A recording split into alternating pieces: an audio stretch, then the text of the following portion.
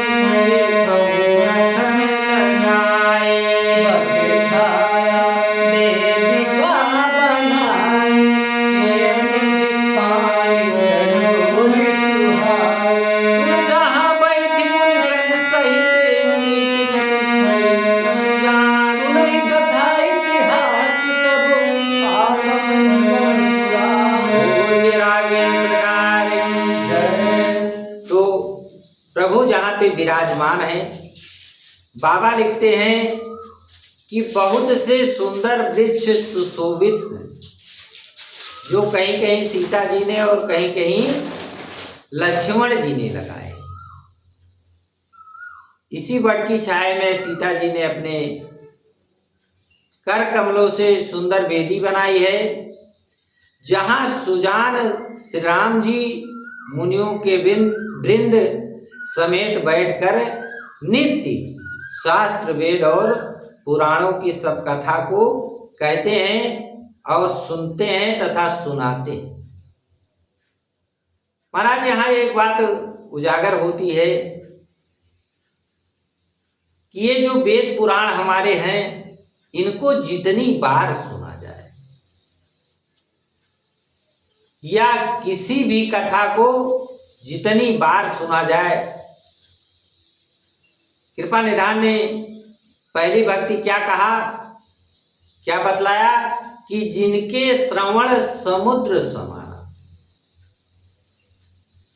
कान किस प्रकार से हो जाए मनुष्य के कि समुद्र की भांति हो जाए। उदाहरण के लिए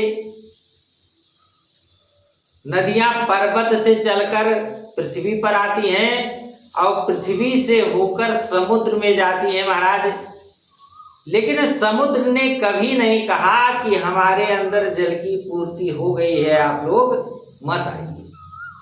तो उसी प्रकार से हमारे राम जी की कथा है कि जितने सुनोगे, और ये अगर भक्ति इस जीव के अंदर आ गई महाराज, तो गारंटी है कि जीवन उसका धन्य हो जाएगा। बोलिए राघवेंद्र सरकार की जय।